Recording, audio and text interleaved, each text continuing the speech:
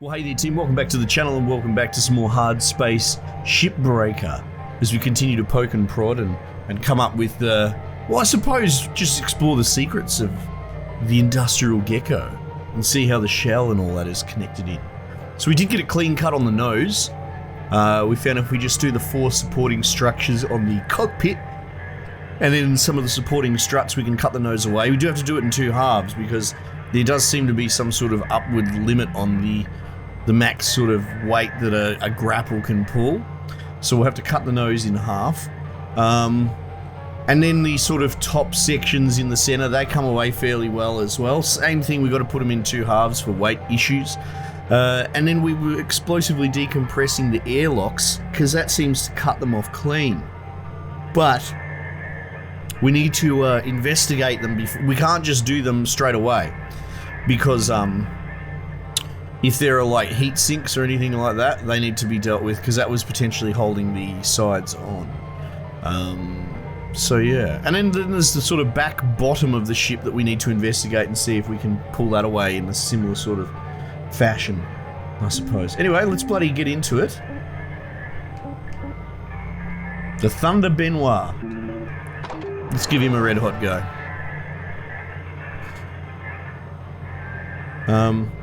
Yeah, so we've got to remember not to just explosively decompress the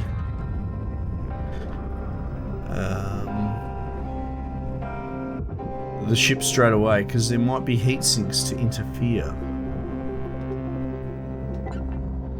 Oh, look at that. Now we're not at a point where we're trying to speed run just yet, you know. I'm still enjoying the experimentation. Sounds like quite a few of you are enjoying that component to this as well, which is nice.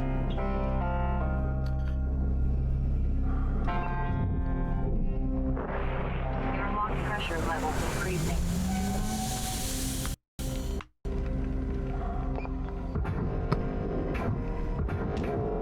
Oh geez, don't pull that off. We need to use that.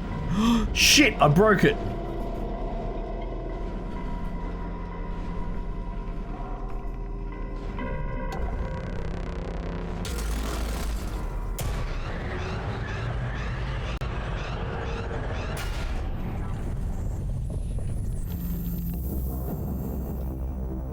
Okay, that's fine.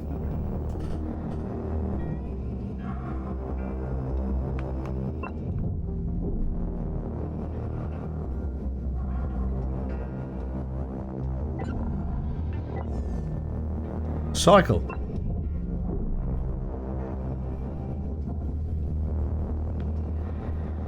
Okay, now that I just don't understand.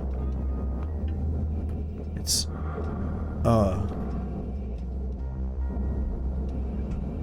Wait, hang on, what's going on here? What's going on here? No. It's just not going to work at all, is it? I've shit the bed, have I? Such a little thing. Okay. Okay. Bugger, that's what I really want to test though, is the airlocks. You know what, I'm just gonna clock off real quick. Actually, can I do like a abandon shift? Is that a thing? Oh, it goes to the... Oh, that's a bit cheaty, isn't it? I didn't get docked for a day's wages. That's kind of cheating. No, let's try that again.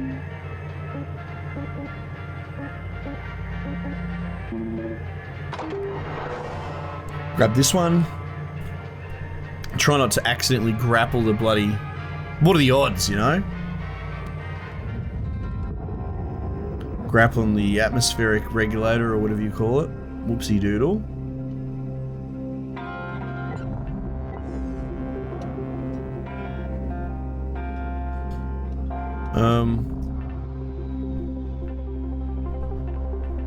See, now that's a heat sink down there.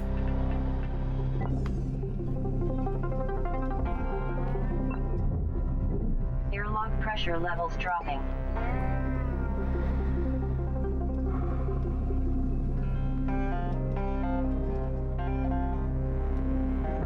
Oops. Airlock pressure levels increasing. That's what we want to see. Alright. But yeah, that's the problem. Remember, that interfered with it.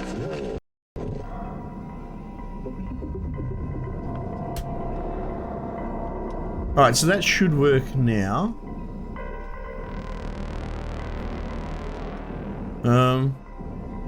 I kind of want a path out. Oh, you know what? We want to... Air pressure level decreasing.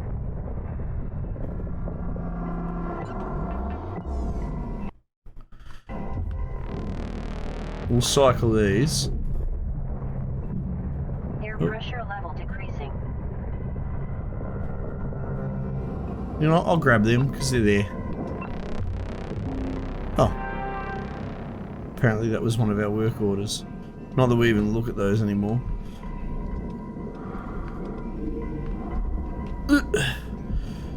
Squeezies. Alright.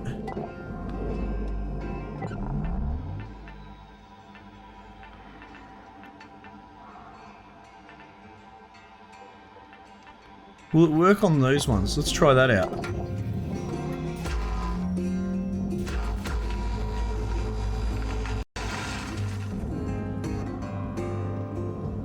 Da-da-da-da-da.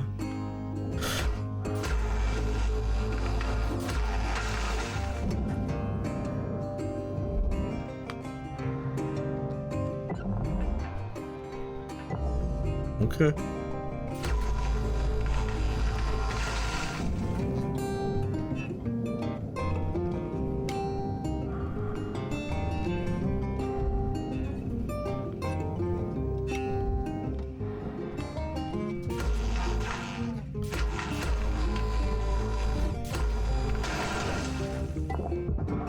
No, okay. So that's the problem there. Is that those plates are sort of attached in there. So you'd have to do this one.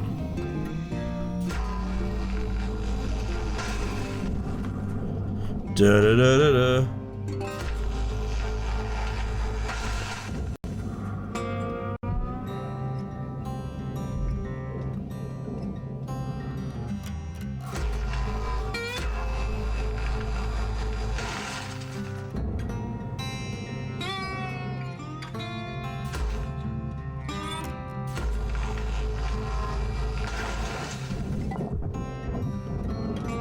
Now here's the interesting thing, we've cut them away. Oh no! The top came away, that's cool. And the bottom comes away. Okay, so there we go, you live, you learn. These are, the furniture is holding the side ones on. Sort of, yeah.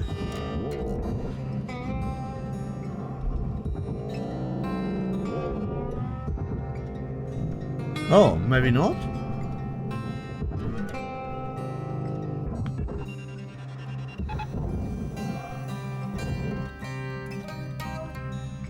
Well, isn't that interesting?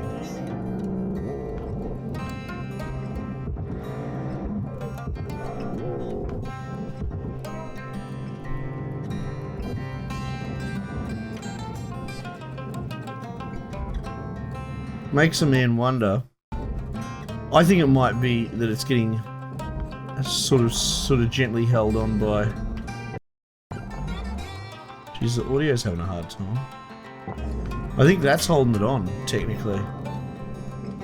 Alright, if I were to take off these two here, under my theory, this panel should come off. Alright, let's try it one more. We'll do these ones as well.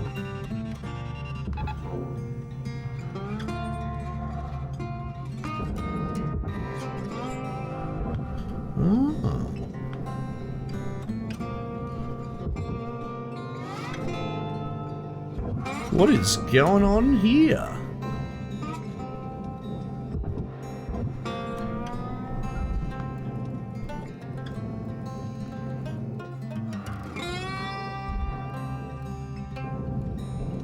I've definitely cut all the parts. Isn't that interesting? Now, when we did it up this side, this panel that came off, how inconsistent.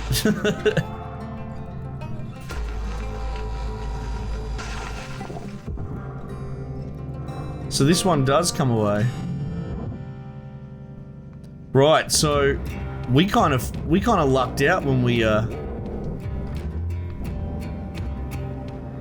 cut it the last episode. We happened to cut the one section that was the correct one to cut.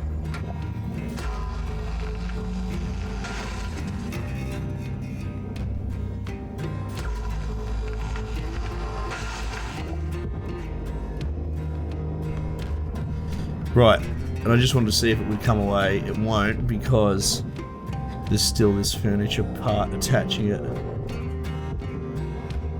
Yeah, so we still will have to strip out the furniture in sort of internally. I don't know what's going to be the better way to do that. Like, let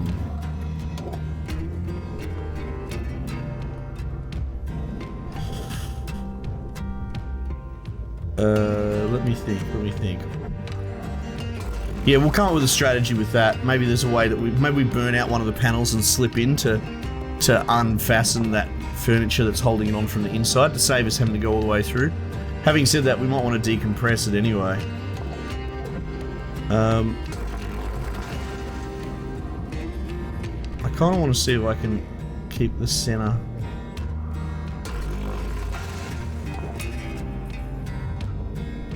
That should be that, right? There you go. How much is this weigh? 16 ton.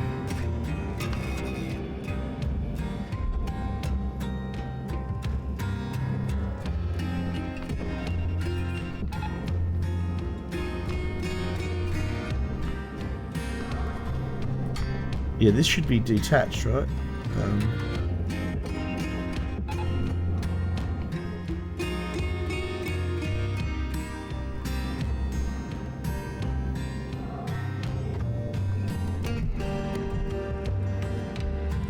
Okay, good. So we can leave the sort of the 2/3 cut, because we have to cut it in half, but at least this way we can leave the center attached to one side. So that's good to sort of confirm.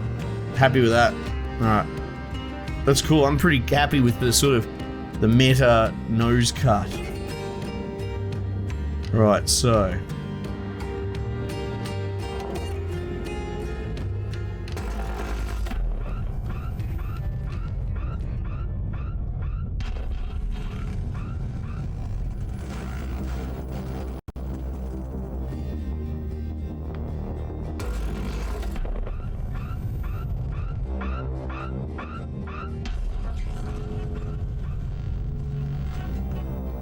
cool. Let's go investigate.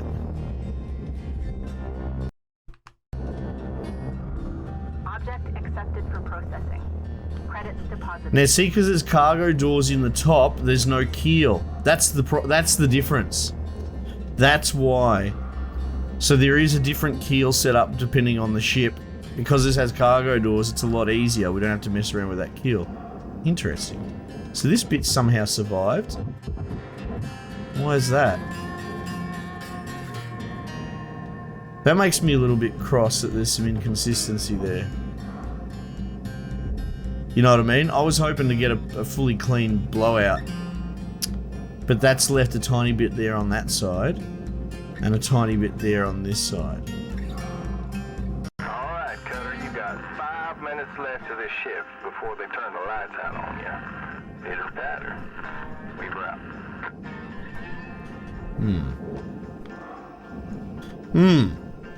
Right, and as we established, we can cut that. And we can cut this. Which don't have the green buffers on them on this ship. Sometimes they do though. It's interesting.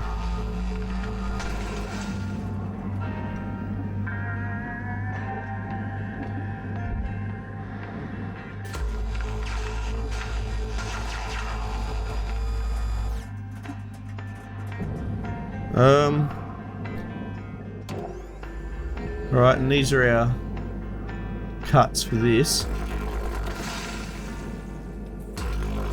We're sort of being forced to get faster at this experiment because it's got so many layers to it.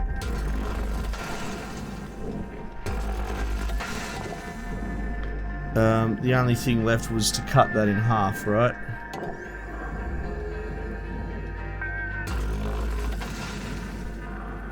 That should be it. That should be it.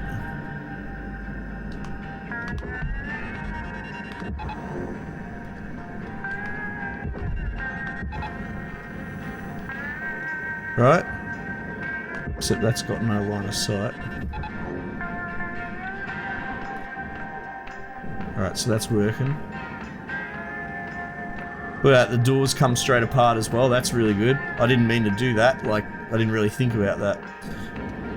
Alright, so this bit's in the way. Now, something we were thinking about was you could hypothetically maybe cut all the airlocks and all that, you know what I mean, straight down the center there. But that wouldn't necessarily explosively decompress. I'm not sure what that would do, to be honest. Reminder, asphyxiation can lead to missed salvage quotas.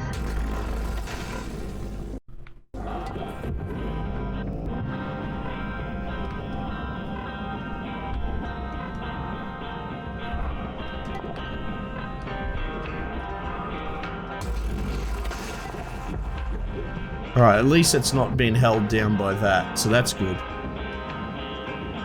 Alright, we'll come back to this in a sec. Look at this, with ribs separating this thing so hard. Jesus, I accelerated so fast there.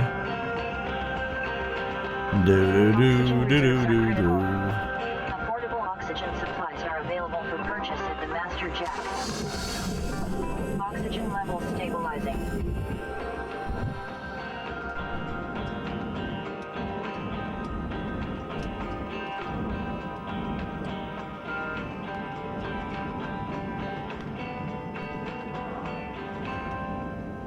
Right, so if we have a look here,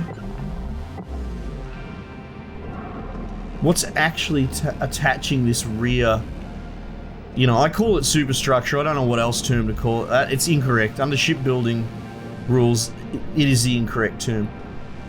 Hang on, I did detach that. Right, so it's this, well actually no, that's not attached to the superstructure thing, is it? No.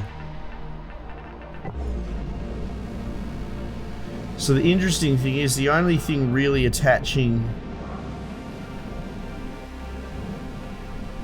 it to the structure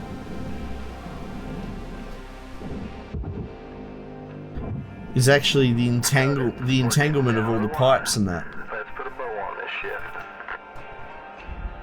Actually,